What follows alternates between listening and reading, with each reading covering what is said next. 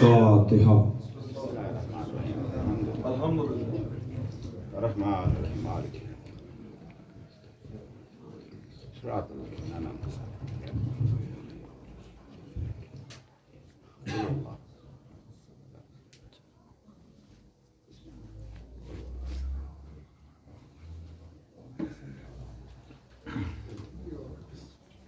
اعوذ باللہ من الشیطان اللعین الرجیم. بسم اللہ الرحمن الرحیم. الحمدللہ الذی ہدانا لہذا وما كنا لنهتدی لولا ان هدانا اللہ.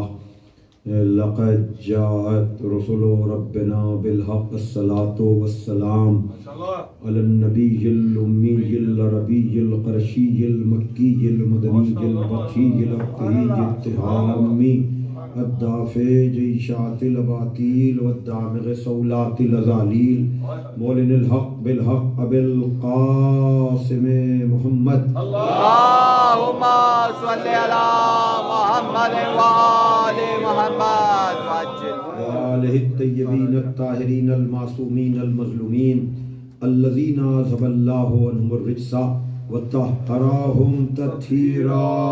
اللهم صل على محمد وآل محمد ولعنة الله على أجمعين من الآن إلى يوم الدين. أما بعد فقد قال علي عليه السلام إن الله بعث رسولا هاديا بكتاب ناطق وأمر قائم لا يعلق عنه إلا هالك. صلوات محمد. اللهم صل على محمد وآل محمد. بزرگان محترم و دوستان عزیز، آپ حضرات کے سامنے انجمن پرساداران امام زمانہ عجل اللہ تعالی فرجہ الشریف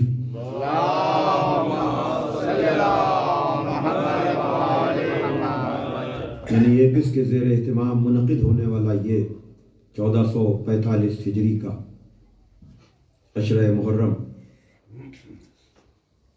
جس کے لیے میں نے عام روش سے ہٹ کر کسی ایک موضوع کو نہیں بلکہ جو اہم ترین مقامات ہیں اسلام کے، یعنی دعوت ذوالشیرہ، غدیر، ثقیفہ، فدق اور کربلا کو موضوع بنایا. اور دعوت ذوالشیرہ تک آپ کو لے جانے کے لیے میں نے خلقت اول سے گفتگو کا آغاز کیا کہ کنتو نبی وآدم بین الوائے والتین. میں اس وقت بھی نبی تھا جب آدم آب و گل کے درمیان کرتے ہیں. اول ما خلق اللہ نوری، اللہ نے سب سے پہلے میرے نور کو وَأَنَا وَعَلِي مِن نُورٍ وَاحِدٍ، اور ہم اور علی ایک ہی نور سے. اللہم صلی علی محمد وآل محمد. اور یہ خالی آل محمد کی، مولا علی کی فضیلت نہیں ہے، یہ دین کی ضرورت ہے کہ ایک اگر دعویٰ کرے تو دوسرا وعدہ کرے. اور دعوت ذوالشیرہ انہی دو لفظوں کا نام ہے. نبوت کا دعویٰ، امامت کا وعدہ. کہا کہ میں تمہارے لیے دنیا و آخرت کی بہترین نعمتیں لے کر آیا ہوں. قولوا لا الہ الا اللہ تفلحوا، لا الہ الا اللہ کہو تو فلاح پا جاؤ گے. اور اس مشن میں میرا ساتھ کون دے گا، میرا معین کون بنے گا، کون وعدہ کر رہا ہے نصرت کا. تاریخ طبری کا میں نے ریفرنس دیا، حوالہ دیا کہ کہا کہ جو بھی میری نصرت کا وعدہ کرے گا وہ وسیع و وزیری و خلیفتی من بعدی، وہ میرا وسیع ہوگا، میرا وزیر ہوگا، میرا خلیفہ ہوگا میرے بعد. عالم نور میں تو وہ تھے ہی ایک ساتھ، لیکن عالم ظہور میں بھی جب تک یہ آ نہیں گئے رسول نے اپنی رسالت کا اعلان نہیں کیا. کیوں؟ اس لیے کہ دین کے نظام کے لیے ایک گواہ کی ضرورت ہے. اور قرآن بھی یہی کہہ رہا ہے. یہ جو میں باتیں کر رہا ہوں اس کی تائید قرآن مجید سے بھی ہو رہی ہے کہ یقول الذین کفروا لست مرسلا. یہ کفار کہتے ہیں کہ تمہیں رسول نہیں مانتے. قل کفی باللہ شہیدا بینی و بینکم ومن عندہ علم الکتاب. ان سے کہیے کہ ہماری رسالت کے لیے ایک اللہ کافی ہے. لیکن اللہ کو کافی نہ سمجھ لینا.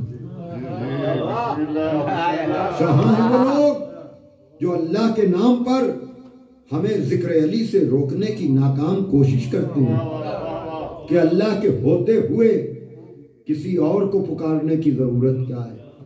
دعوت ذوالشیرہ سے میں آگے نکلنا چاہ رہا ہوں کہ بھئی یہی تو ہے نا کہ اللہ کے ہوتے ہوئے کسی اور کی ضرورت کیا ہے.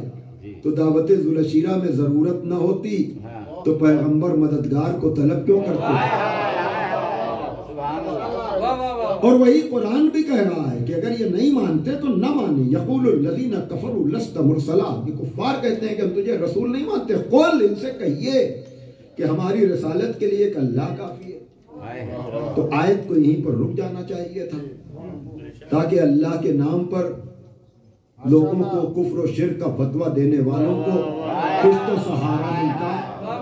لیکن عجیب بات یہ ہے کہ وہاں آیت رکتی نہیں. قل کفی باللہ شہیدا بینی و بینکم ومن عندہ علم الکتاب.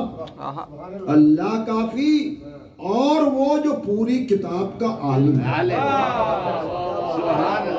بڑی توجہ عزیزان محترم. دیکھیے یہاں پر اللہ کے بعد عالم کتاب, اللہ کتاب کا بھیجنے والا ہے. رسول کی رسالت کی گواہی اللہ کے علاوہ ایک عالم کتاب کو دینی ہے. تو اب یہاں پر تو عالم کتاب سے مراد رسول کو بھی آپ لے نہیں سکتے. اللہ نے اپنے کو الگ کر لیا. یقول الذین کفروا لست مرسلا قل کفی باللہ کہ اللہ کافی. ومن عندہ, یہ واو کے بعد من عندہ جو ہے یہ ہے کون بھائی؟ جس کے پاس علم کتاب ہے. تو نمبر کی بحث کر سکتے ہو, علم کی تو بحث نہیں کر سکتے نا.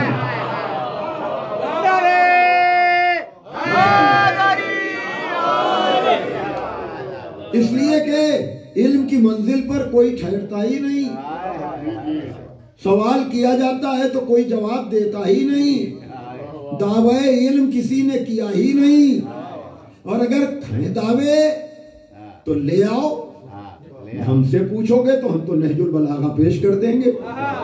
بھائی توجہ فرمائیے گا. یعنی علم علی کے لیے آج بھی نہج البلاغہ موجود ہے.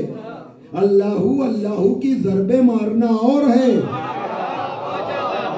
کسی کا خطبہ نہیں, کسی کا خط نہیں.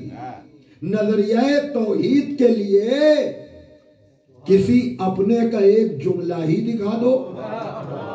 میں کیا کروں توجہ پائیے گا. بھائی ہم تو ثبوت علم کے لیے میں عرض کر چکا کہ جو نظریہ توحید مولا علی نے پیش کر دی اور 68ویں آیت آئے یا ایور رسول بلغ ہے. 68ویں آیت کے لیے میں عرض کر چکا کہ علامہ طباطبائی نے نہج البلاغہ کے وہ خطبات جو توحید سے متعلق ہیں ان کو پیش کر کے چیلنج کر دیا کہ اب تک اس طرح سے کسی نے نظریہ توحید یا توحید کی وضاحت کی ہی نہیں جس طرح سے مولا علی نے کی.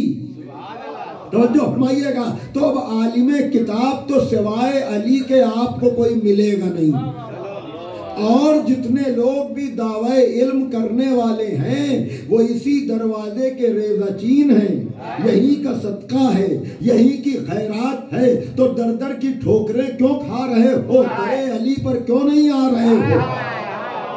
اب ظاہر سی بات ہے کہ آپ بھی عادی ہیں، میں بھی اسی انداز سے گفتگو کرنے کا عادی ہوں، اور وہ یہ کہ زر کی لالچ میں نہ تلوار کے ڈر سے آؤ۔ علم کی بات ہے کہ ایک اللہ کافی ہے اور ایک وہ جو پوری کتاب کا عالم ہے۔ زر کی لالچ میں نہ تلوار کے ڈر سے آؤ، راہ سیدھی جو نظر آئے ادھر سے آؤ۔ زر کی لالچ میں نہ تلوار کے ڈر سے آؤ، راہ سیدھی جو نظر آئے ادھر سے آؤ۔ کیوں تراہے پہ بھٹکتے ہو زمانے والوں؟ کیوں تراہے پہ بھٹکتے ہو زمانے والوں؟ علم کے شہر میں آنا ہے تو در سے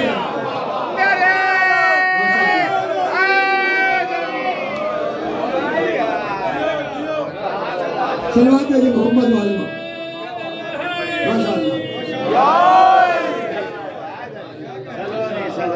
زر کی لالچ میں نہ تلوار کے ڈر سے آؤ۔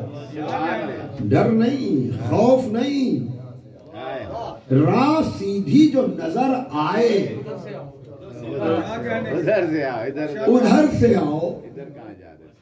اس لیے کہ یہ چیزیں اتنی سامنے کی ہیں، کیا کروں؟ مجھ جیسا خطیب، سیدھی راہ کی بات آئی، آپ کا ذہن کہیں گیا؟ پہلی دوسری مجلس میں میں نے تکرار کا فلسفہ بتایا تھا نا، کہ ذکر علی کی تکرار سے گھبرائیے نا، اس لیے کہ تکرار کا اگر فائدہ نہ ہوتا تو قرآن کے 114 سوروں میں سے نمازوں میں 2 دفعہ سورہ حمد پڑھوایا نہ جاتا۔ بڑی توجہ، یاد آ گئی نا بات آپ کی؟ بڑی پسند کی گئی تھی یہ بات کہ تکرار کا فلسفہ کیا ہے۔ میں نے کیا کہا تھا کہ آپ دعوت ذوالعشیرہ سن چکے، آپ ہجرت سن چکے، آپ بدر سن چکے، آپ احد سن چکے، لیکن آپ کی آنے والی نسلوں نے تو نہیں سنا۔ انہیں کیوں محروم کر رہے ہیں ان عبادتوں سے؟ لیکن وہی بات کہ اللہ بھی تکرار کرا رہا ہے کہ نہیں؟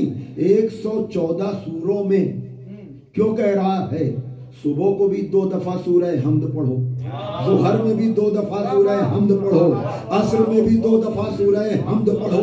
یہ کیا بات ہے؟ 114 سوروں میں سے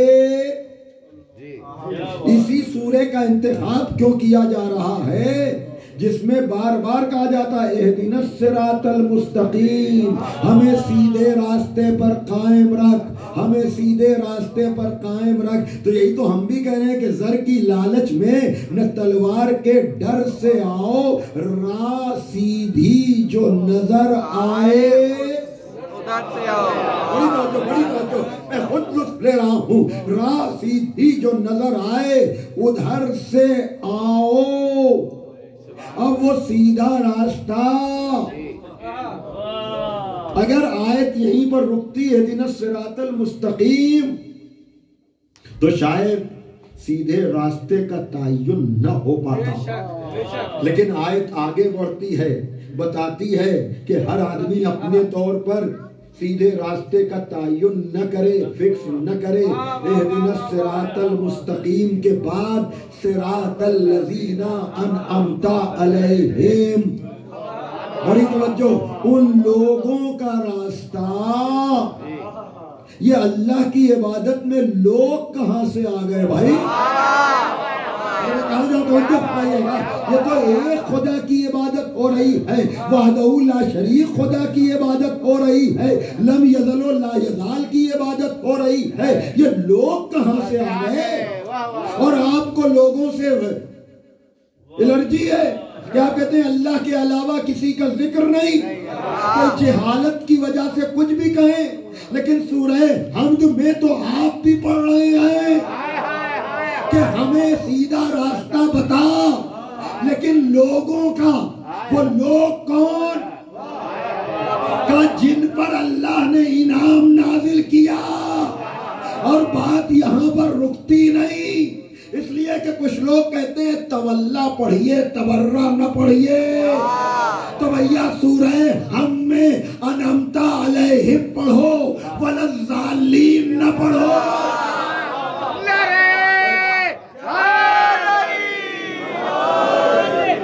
صلوات پڑھے محمد والے محمد پر۔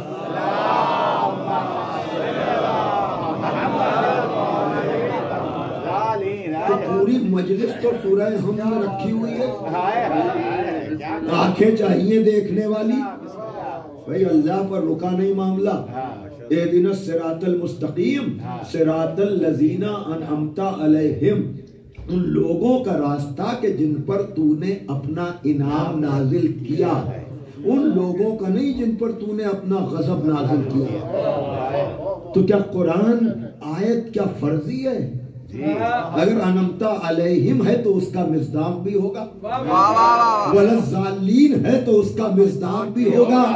بھائی توجہ فرمائیے گا۔ تو صلوات سمجھ میں آتی ہے، لعنت سمجھ میں نہیں آتی۔ ماشاءاللہ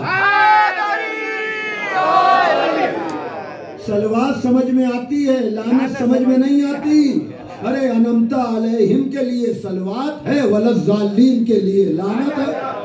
صلوات بھیجے محمد والے محمد پر۔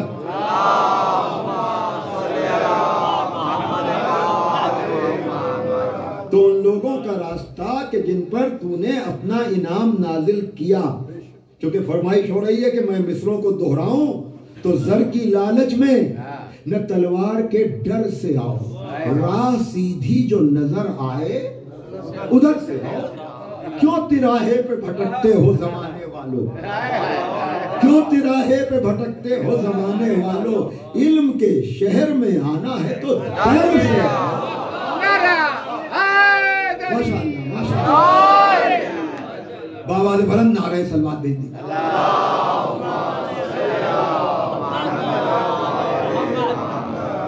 تو اب دعوت ذوالشیرہ میں وہی ہوا جو قرآن نے کہا کہ خالی مدعی نہیں، خالی دعویٰ نہیں، گواہ بھی چاہیے، وعدہ کرنے والا بھی چاہیے۔ مولا علی نے وعدہ کیا، انا یا رسول اللہ، انا یا رسول اللہ، یا رسول اللہ میں حاضر ہوں، یا رسول اللہ میں حاضر ہوں۔ نبی نے بٹھایا بھی تب بھی علی کھڑے ہو گئے، یا رسول اللہ میں حاضر ہوں۔ اب جیسے ہی کھڑے ہوئے کہا یہی میرا وصی ہے، یہی میرا وزیر ہے، یہی میرا خلیفہ ہے۔ اب آج میں آپ کا وقت درمیان میں نہیں لوں گا، اب میں غدیر تک آپ کو لے جانا چاہ رہا ہوں بغیر کسی تمہید کے۔ توجہ فرمائیے گا، دیکھیے دعوت ذوالشیرہ سے غدیر کا کنیکشن کیا ہے، دعوت ذوالشیرہ سے غدیر کا ربط کیا ہے۔ سوال یہ پیدا ہوتا ہے کہ دعوت ذوالشیرہ میں مولا علی نے رسول کی نصرت کا وعدہ کیا، اب امت کا ہر فرد یہ بتائے، عالم ہو یا جاہل، کہ علی نے اپنے کیے ہوئے وعدے کو پورا کیا کہ نہیں۔ ظاہر سی بات ہے کہ یہاں آ کر سب سرنڈر ہو جاتے ہیں، اس لیے کہ تاریخ کے ایک ایک ورق پر، اور اسی لیے لوگ چاہتے یہ ہیں کہ ان باتوں کا تذکرہ نہ ہو، اس لیے کہ میں نے کل عرض کیا تھا کہ موقع تو سب کو دیا گیا، موقع تو سب کو دیا گیا، تاکہ کل کوئی یہ نہ کہے کہ ہمیں تو اپنی حسرت نکالنے ہی نہیں دیا گیا۔ کل میں یہ عرض کر رہا تھا نا کہ اللہ سب کو جنت اور جہنم میں اپنے علم کی بنیاد پر بھیج سکتا تھا، لیکن اس دنیا میں موقع دیا تاکہ اپنے عمل کی وجہ سے جنت جاؤ، اپنے عمل کی وجہ سے جہنم جاؤ۔ اسی طرح سے بزم رسول میں بیٹھنے والوں کو ان مقامات پر پورا پورا موقع دیا۔ بڑی توجہ، جیسے خدا جانتا تھا کہ کون جنتی ہے کون جہنمی ہے، لیکن اپنے عمل سے آدمی فیصلہ کرے۔ بڑی توجہ، اسی طرح سے خدا کا نبی بھی جانتا تھا کہ کون کرار ہے کون فرار ہے۔ ماشاءاللہ ماشاءاللہ۔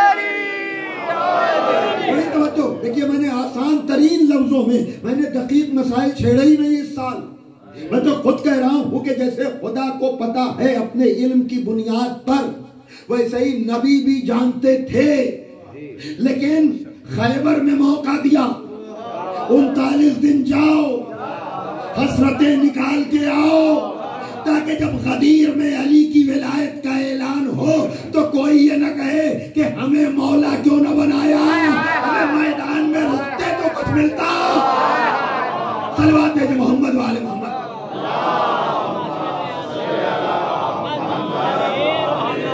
کبھی حیدر کو ذوالفقار ملی، ریحانہ آدمی مرحوم کا شعر ہے جی یہ، ماشاءاللہ معصومین کے ساتھ جگہ فرمایا وہ مرحوم ہو چکے ہیں۔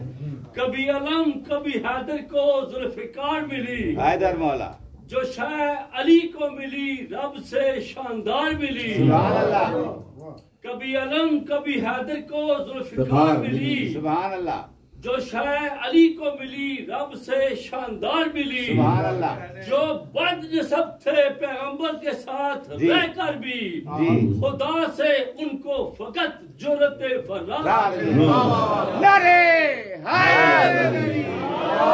ماشاءاللہ ماشاءاللہ۔ بھئی مسئلہ یہ ہے کہ نبی نے سب کو حسرتیں نکالنے کا موقع دیا، اور جو دعوت ہوئی تھی ذوالشیرہ میں جی اسی سے ملتا جلتا منظر خندق میں بھی پیش ہوا، جب اس نے خیمہ اسلام میں نیزہ چبو کر بے ادبی کی تو پیغمبر نے امر کو بہت ہلکا کر کے کہا، من لہذا القلب، کون ہے جو اس کتے کے مقابلے پر جائے، یعنی اتنا حقیر کر دیا کہ شاید تمہیں غیرت آ جائے، شاید تمہیں غیرت آ جائے، لیکن موت کا خوف اتنا طاری تھا۔ توجہ فرمائیے گا کہ تاریخ کہتی ہے کہ سروں کو جھکائے بیٹھے تھے۔ جو دعوت ذوالشیرہ میں کھڑا ہوا تھا وہی خندق میں بھی کھڑا ہوا، انا یا رسول اللہ وہاں بھی، انا یا رسول اللہ یہاں بھی۔ میں صرف ایک جملہ کہہ کے جا رہا ہوں عزیزان محترم کہ یہ ساری جگہیں جو ہیں، اور پھر آپ نے جو بات کہی اسی کو میں اپنے لفظوں میں کہہ دوں کہ بھیا چلو علم نہیں سنبھلتا تھا، قلم ہی مل جاتا، لیکن وعدہ وفائی کا کمال یہ ہے کہ علم بھی علی کا، قلم بھی علی کا، یعنی جنگ میں بھی علی، صلحوں میں بھی علی۔ بھائی توجہ فرمائیے گا، اور ان جیسوں کو گواہ بنایا بھی کیسے جاتا، میدان جنگ تو چھوڑو، ان کی گواہی شبلی نعمانی نے بھی دی کہ ان کو بیچاروں کو میں کیا کہوں، بیچارہ کہوں، بیچارہ کہوں، اس لیے کہ ادھر سلو نامہ لکھا جا رہا ہے اور یہ کہہ رہے ہیں کہ آج جتنا شک ہوا اتنا رسالت پہ کبھی نہ ہوا۔ اب بتائیں رسالت کی گواہی کیا ان جاہلوں کے سپرد کی جائے گی؟ بھائی صلوات بھیجو محمد والے محمد پر۔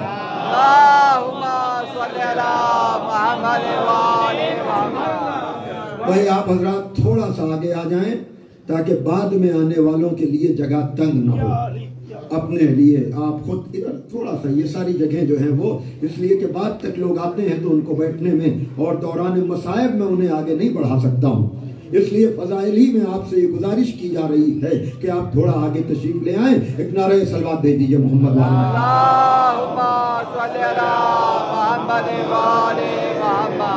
بڑی توجہ اعلان محترم، اور یہ وہ دقیق مسائل ہیں کہ آپ بتائیں کہ ان جاہلوں کے سپرد رسالت کی جا سکتی ہے۔ اور ایک جملہ اور بھی کیونکہ صاحبان فکر و نظر ہیں، اس لیے میں ایک بہت لطیف سی بات کہہ کر گزرنا چاہ رہا ہوں اور یقیناً آپ کی دعائیں مجھے ملیں گی۔ دیکھیے رسالت تو دکھائی نہیں دیتی لیکن اعجاز رسالت تو دکھائی دیتا ہے پیغمبر کے ہاتھ پر۔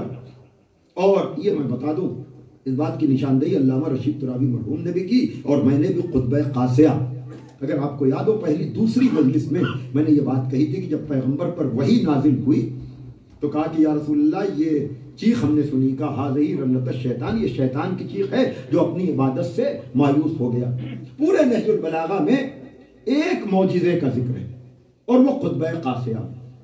اسی وقت جیسے ہی لوگوں نے پیغمبر کی رسالت پر شک کیا، ویسے ہی جو ہے وہ ان لوگوں نے کچھ مطالبے کیے۔ یہ جا کر پڑھیے گا خطبہ قاسیہ، اس میں یہ تفصیل آپ کو مل جائے گی۔ وحی کے نزول کے بعد کا یہ منظر ہے، پیغمبر کے معجزے کا ذکر ہے کہ کفار نے مطالبہ کیا کہ ہم تو آپ کا کلمہ جب پڑھیں گے، آپ کی رسالت کو جب مانیں گے جب آپ اس درخت کو حکم دیں اور یہ اپنی جگہ سے آ جائے۔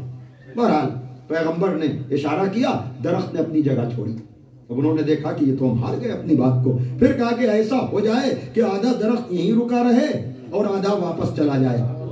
پیغمبر نے کہا ایسا بھی ہو جائے گا لیکن اس کے بعد بھی تم نہ مانو گے۔ ابھی میں پڑھ کر آ رہا ہوں، ان اللہ بعث رسولا ہادیا بکتاب ناطق و امر قائم، بے شک اللہ نے مبعوث کیا رسول کو بولتی ہوئی کتاب اور قائم رہنے والے دین کے ساتھ۔ اب اس کے بعد ہلاک نہیں ہوگا مگر وہ جس کی قسمت میں ہلاکت لکھی ہوئی ہے۔ تو معجزہ دیکھنے کے بعد بھی نبی نے کہا دکھا تو دوں گا یہ معجزہ، لیکن اس کے بعد بھی تم مانو گے نہیں، اس لیے کہ تمہاری قسمت میں ہلاکت لکھی ہوئی ہے۔ اور فوراً مولا علی نے پیغمبر کے معجزے کی تصدیق کی۔ ان بدبختوں نے کہا کہ آپ کی رسالت کی تصدیق ان جیسے ہی کر سکتے ہیں۔ توجہ فرمائیے گا، کہنے کا مطلب یہ ہے کہ علی کے علاوہ ان جاہلوں پر تو بھروسہ کیا بھی نہیں جا سکتا۔ اور پھر یہ اعجاز چاہے ہاتھوں پر سنگریزوں کا پڑھنا ہو کلمہ، چاہے درخت کا چھوڑنا ہو، یہ تو سب نے دیکھا نا۔ توجہ فرمائیے، تو جب اعجاز رسالت دیکھ کر رسالت میں اتنا شک ہے تو جس خدا کو دیکھا نہیں اس میں ان کو کتنا شک ہوگا۔ بھائی صلوات پڑھے محمد والے محمد پر۔ میں نے کہا تھا میں ایک لطیف سی بات کہہ کے گزر رہا ہوں کہ جو اعجاز دیکھ کر یہ کہے کہ آج جتنا شک ہوا تو اس سے اندازہ لگائیے کہ توحید کا حال کیا ہوگا ان کی۔ تو کیا ان جاہلوں کے سپرد یہ پورا دین کر دیا جائے؟ یہی وجہ ہے کہ میدان میں علم تو اس لیے دیا تاکہ حیثیت کا پتہ چل جائے۔ ارے میں کیا کہہ رہا ہوں، لیکن بظاہر علم وزنی نظر آتا ہے لیکن جنگوں کا مسئلہ وقتی ہے، قلم کا اثر دائمی ہے۔ بھائی امتحاناً 39 دن علم تو دیا لیکن جاہلوں کو تکلفاً بھی قلم نہیں دیا۔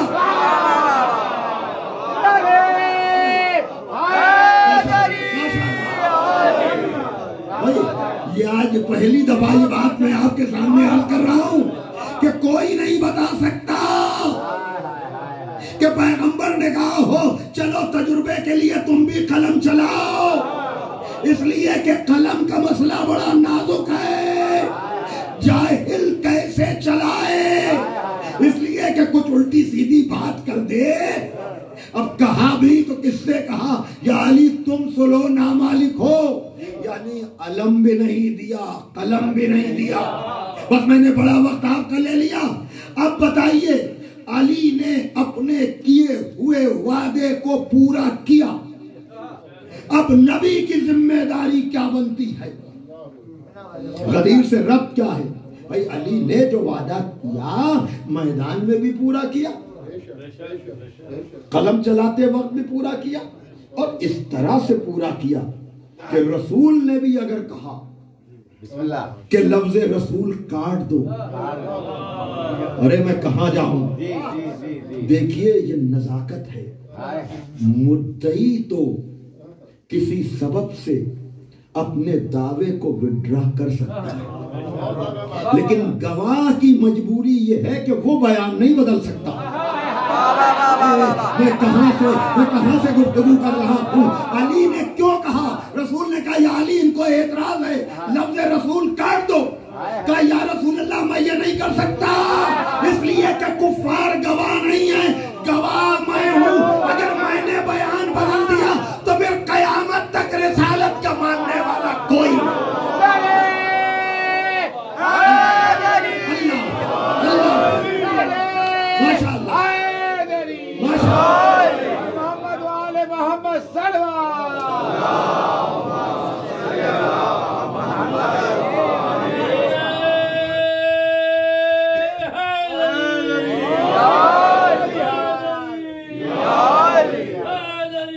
मोहम्मद वाले मोहम्मद सल्लल्लाहु भाई बात वाज़ेह है ना कि क्यों कह रहे हैं? इसलिए कि गवाह एक अल्लाह है जो नजर नहीं आता।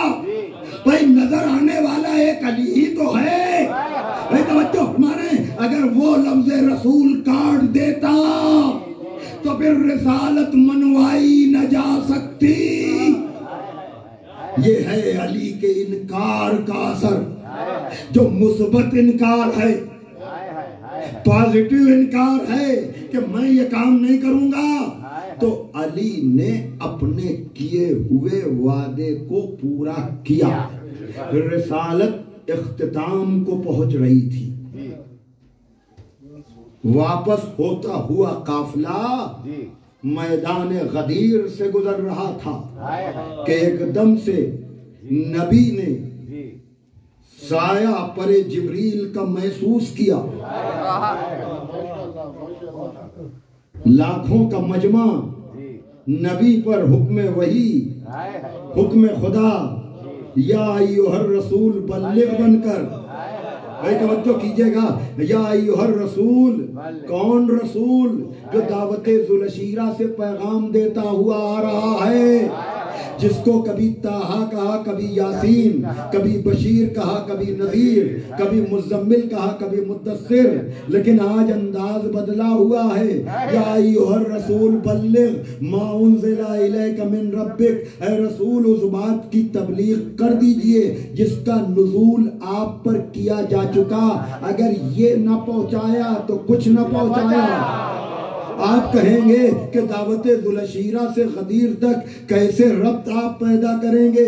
अरे वादा क्या किया था अली ने कि मैं मदद करूंगा।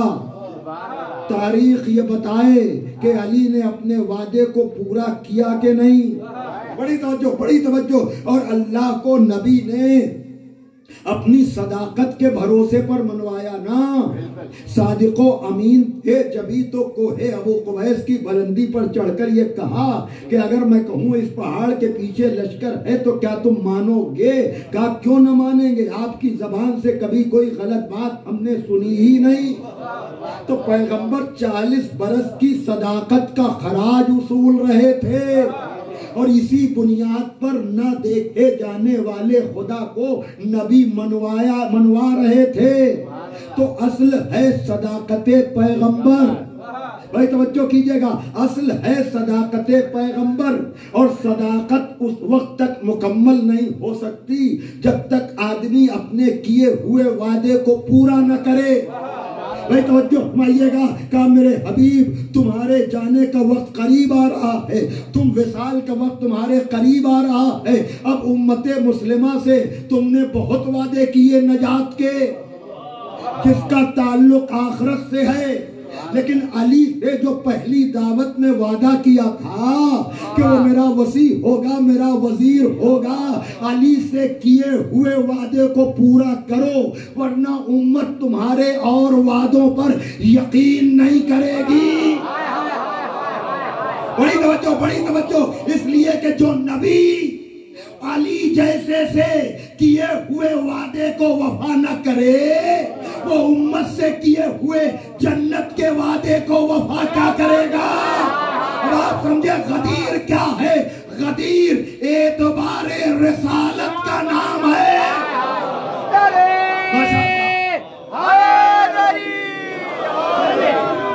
एक और सलवात दीजिए मोहम्मद वाले मोहम्मद तक। बस इससे ज्यादा मैं आपका वक्त आज नहीं लूंगा, कल यहीं से गुफ्तगू आगे बढ़ेगी कि गदीर एतबारे रिसालत का नाम है। कि अगर ऐसे ही नहीं कहा कि ये न किया तो कुछ न किया। क्या बात है? एक जुमला। और भाई दावते जुलशीरा में नबी ने 2 चीजों को मनवाया जी। एक न देखे जाने वाले खुदा को, एक दिखाई देने वाले अली को। अरे मैं क्या कह रहा हूँ, एक दिखाई देने वाले अली को। भैया ये क्यों कहा कि अगर ये न पहुंचाया तो कुछ न पहुंचाया? اس لیے کہ امت کا امتحان بھی اسی میں ہے۔ اے اللہ کرنے والوں، ابھی میں عرض کر کے آ رہا ہوں، جو اعجاز رسالت دیکھ کر یہ کہے کہ آج جتنا شک ہوا تو اس کے لیے معیار سوائے علی کے بنے کون؟ اس لیے کہ خدا نظر نہیں آتا، علی نظر آتے ہیں۔ کا ولایت اسی لیے پیمانہ ہے، اس لیے کہ جسے دکھائی دینے والا علی سمجھ میں نہ آئے، اسے نہ دکھائی دینے والا خدا کیا سمجھ میں آیا ہوگا؟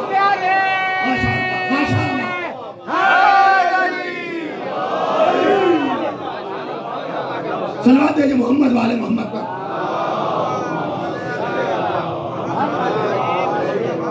دیکھیے میں نے بہت دقیق مسائل کو آسان ترین الفاظ میں آپ کے سامنے بیان کیا ہے کہ ایک بزم میں، ایک دعوت میں، ایک نشست میں ایک طرف کہہ رہے ہیں قولوا لا الہ الا اللہ، دوسری طرف کہہ رہے ہیں جو میری نصرت کا وعدہ کرے گا وہ میرا وسیع ہوگا، وہ میرا وزیر ہوگا، وہ میرا خلیفہ ہوگا میرے بعد۔ تو اگر اس وعدے کو وفا نہ کریں تو اور وعدوں پر یقین کون کرے؟ دیکھ رہے ہیں آپ؟ اب کیوں کہا کہ یہ نہ پہنچایا تو کچھ نہ پہنچایا؟ یہ اسی لیے تاکہ تمہارا کلمہ لا الہ الا اللہ محمد رسول اللہ کنفرم ہو جائے، ورنہ وعدے ہی تو ہیں اسلام میں، جنت کی نجات کا یا نجات کا وعدہ ہی تو ہے۔ تو اگر علی سے کیا ہوا وعدہ وفا نہ ہو تو اور وعدوں کا بھروسہ کیا ہے بھائی؟ دیکھ رہے ہیں آپ؟ تو ایسے ہی نہیں ہے غدیر، لہجہ ایسے ہی نہیں بدلا ہے کہ یہ نہ پہنچایا تو کچھ نہ پہنچایا۔ لیکن اب خطیب اکبر مرزا محمد اطہر صاحب سرا کا یہ جملہ سنیے اور میں ربط مصائب دے دوں، میرا وقت تمام ہو گیا ہے، اور وہ یہ کہ یاد رکھیے گا کہ یہ جو ذکر علی پر نہ سمجھے بغیر یا کبھی سمجھ کر یہ ہوتا ہے کہ یہ کیوں اتنا، اس پر اتنا زور کیوں، تو بھیا یہ ہم سے نہ پوچھو، یہ جا کر غدیر میں خدا سے پوچھو کہ وہ کیوں کہہ رہا ہے کہ یہ نہ پہنچایا تو کچھ نہ پہنچایا۔ اب مرحوم کا جب جملہ ہے کہ آپ مجلس میں آنے والے بھی سمجھ لیں، مجلس پڑھنے والے بھی سمجھ لیں کہ جس طرح سے خدا نے سب کچھ پہنچانے والے نبی سے کہہ دیا کہ یہ نہ پہنچایا تو کچھ نہ پہنچایا، تو اسی طرح سے مجمع بھی سمجھ لے یہ نہ سنا تو کچھ نہ سنا۔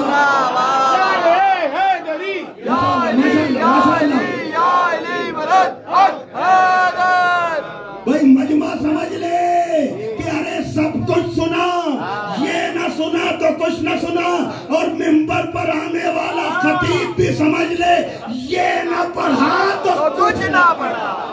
حیدر حیدر حیدر حیدر حیدر حیدر حیدر نعرہ حیدر۔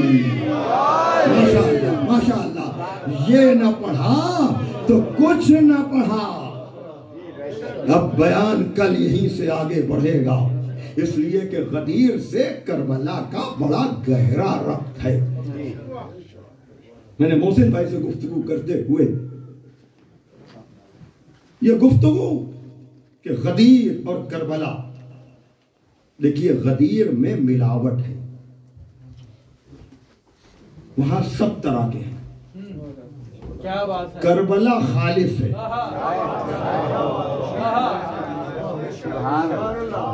غدیر میں مبارکباد دے کر مکرنے والے ہیں، اور کربلا میں یہ جملہ ابھی میں کامنٹری سے پڑھ کر آ رہا ہوں، لیکن جب یہ موضوع معین ہوا تھا تو یہ جملہ اس موضوع کی جان تھی، اور وہ یہ آپ تو مجلس سننے والے ہیں تڑپ جائیں گے کہ غدیر وہ ہے جہاں بیعت کر کے بھی لوگ پھر گئے، کربلا وہ ہے جہاں بیعت اٹھا کر بھی لوگ جانے کو تیار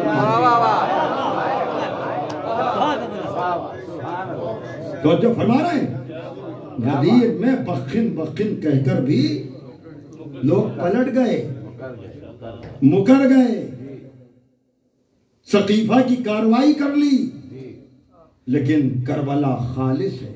سبحان اللہ۔ وہاں بیعت کر کے بھی لوگ پھر جاتے ہیں، اور یہاں بیعت اٹھانے کے بعد بھی لوگ جانے کو تیار نہیں۔ اور یہ جو مختلف اشعار میں کبھی کبھی اس کو لوگ ہو سکتا ہے جذبات سمجھتے ہیں، لیکن نہیں، کربلا جذبات خالی نہیں ہے، کربلا عقل کے اس کمال کا نام ہے۔ سبحان اللہ، سبحان اللہ۔ سنتے ہیں نا شورا سے کہ ہمیں کربلا چاہیے، جنت نہیں چاہیے، ہمیں کربلا چاہیے، جنت نہیں چاہیے۔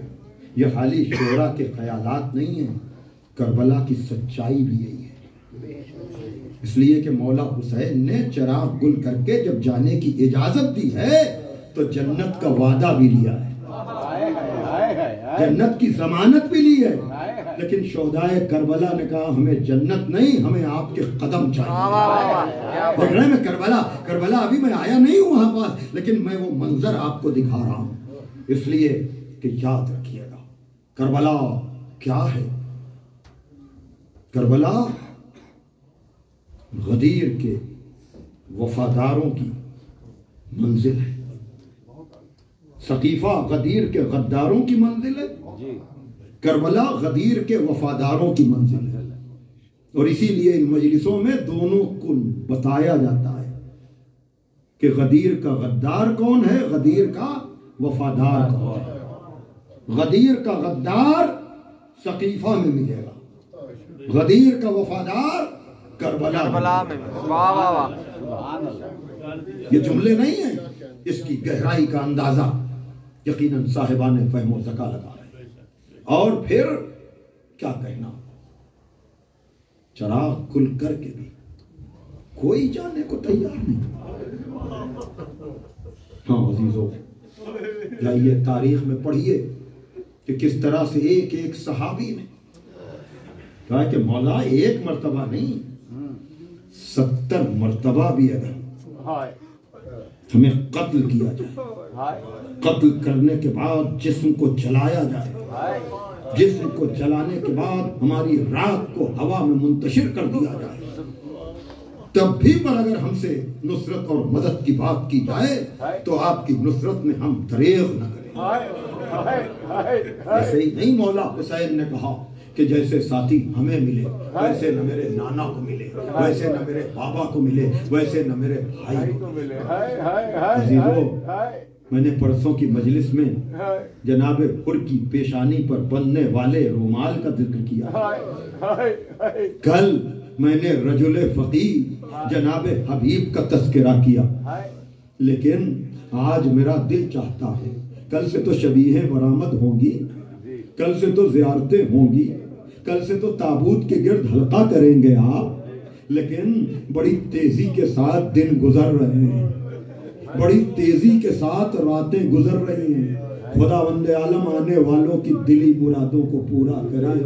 جن لوگوں نے بھی اس عزا کے لیے جس طرح سے بھی تعاون کیا ہے، مدد کی ہے، خداوند عالم ان سب کی توفیقات میں اضافہ کرے، اس ذکر کے طفیل میں ان کے دکھے ہوئے دلوں کو سرور ملے، انہیں کوئی غم نہ ہو سوائے غم حسین کے، رزق کے حوالے سے یا صحت کے حوالے سے۔ پروردگار ان کو رزق میں برکت دے، ان کو صحت و سلامتی کے ساتھ طول عمر عطا فرما۔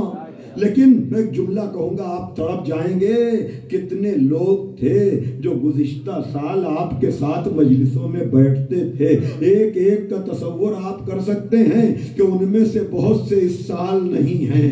خداوند عالم آئندہ برس بھی آپ کو اسی طرح سے شریک عزا ہونے کی توفیق عطا ہو، بچے پروان چڑھیں، جوان ترقی کریں، اور بزرگوں کے سائے خاندانوں پر صحت و سلامتی کے ساتھ قائم و برقرار رہیں۔ ہاں عزادارو، آپ کو اندازہ ہے جیسے جیسے راتیں گزر رہی ہیں، آپ دیکھیے گا کہ گریے میں اضافہ ہو رہا ہے کہ نہیں، ماتم میں اضافہ ہو رہا ہے کہ نہیں۔ یقیناً آپ کے جذبوں کو خدا سلامت رکھے، لیکن ہم نے کربلا میں بہت سے اصحاب ہیں، ان کا ذکر نہیں ہو پاتا ہے، لیکن میں کوشش ضرور یہ کرتا ہوں کہ سب کے ذکر کے ساتھ ایک شہید کا ذکر میں فراموش نہ کر پاؤں. اور وہ کون سا شہید ہے؟ اسے جون کہتے ہیں.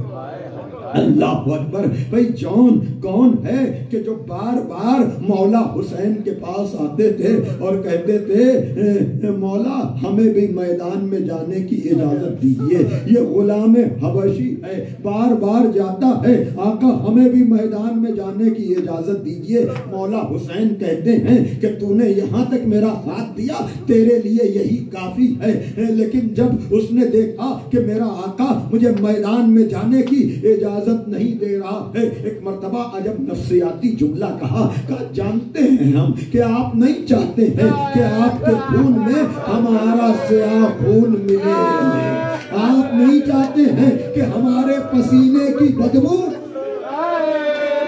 جزاکم ربکم. عزادارو یہی جملے شاید اور بہت سے شہیدوں کی تفصیل شہادت آپ کو مقتل میں نہ ملے, لیکن عجب رتبہ ہے جون کا, عجب مرتبہ ہے جون کا. خداوند عالم آپ کے مقدر کو حر کے مقدر سے ملا دے. اور یقیناً جب آپ روتے ہیں نا تو آپ کا مقدر حر کے مقدر سے مل بھی جاتا ہے, اس لیے کہ جیسے حر کی پیشانی پہ رومال زہرا بنانا, اسی طرح سے جب آپ مولا حسین کی مظلومی پر روتے ہیں تو دکھیا ماں رومال لے کر آ جاتی ہے, کہاں ہے میرے بچے کے ماتمدار. جزاکم ربکم. روئیے روئیے, گھٹ گھٹ کر نہ روئیے, ایسے روئیے جیسے کوئی ضعیف ماں اپنے جوان لال کا ماتم کرتی ہے. ایک مرتبہ مولا نے اجازت دی, کہا جاؤ جاؤ, لیکن حسین ابن علی ویسے تو ہر شہید کے لاٹھے پر گھوڑا دوڑاتے ہوئے گئے ہیں. سانس لے لیں آپ, کبھی کبھی مقتل کی تفصیل بھی سن لیا کی, جب بھی سوچیں گے آپ روئیں گے. سانس لے لیں آپ. مولا حسین ہر شہید کے لاشے پر گئے. تھوڑا سا وقت میں نے زیادہ لیا ہے, میں معذرت بھی نہیں کروں گا, اس لیے کہ یہ راتیں گریے کی راتیں ہیں, یہ راتیں بکا کی راتیں ہیں. اب آپ میرے پڑھنے کا انتظار نہ کریں, اپنے کو تصور میں کربلا پہنچائیں اور سوچیں کہ اس جون کی کیا عظمت ہے جس کے لیے حسین یہ کام کرنے جا رہے ہیں. آپ کو پتا ہے جب بھی کوئی شہید آواز دیتا تھا, آپ کو اور ہمارا آقا گھوڑے کو دوڑاتا ہوا جاتا تھا, لاشے کو اٹھاتا تھا اور کہتا تھا اللہم تقبل منا ھذا القربان, پروردگار تو اس قربانی کو قبول کر لے. لیکن ہر لاشے پر جانے والا اللہم تقبل منا کا جملہ کہنے والا جب جون کے لاشے پر گیا ہے تو خالی یہ جملہ نہیں کہا کہ اس قربانی کو قبول کر لے. سنو سنو جون کا مقدر کیا ہے, کہ اللہم بیض وجہو وطیب ریحو, پروردگار اس کے چہرے کو منور کر دے, پروردگار اس کی بدبو کو خوشبو سے. جزاکم ربکم. یہی وجہ ہے کہ جب 12ویں محرم کو آپ کا اور ہمارا مولا پیجاز گیا ہے اور بنی اسد کے قبیلے والے آئے ہیں تو ہر لاشے کا عجب انداز تھا, لیکن جون کے لاشے سے ایسا نور ساطع ہو رہا تھا کہ قبیلہ بنی اسد والوں نے پوچھا کہ مولا یہ کس کا لاشا ہے جس سے عجب نور ساطع ہو رہا ہے؟ کہا رہے یہ وہ غلام ہے جس کو اجازت نہیں مل رہی تھی, لیکن جب اجازت ملی تو میرا بابا گیا تھا, دعا کی تھی, یہ اسی دعا کا اثر ہے. واہ حسینہ واہ مظلومہ ماتم حسین.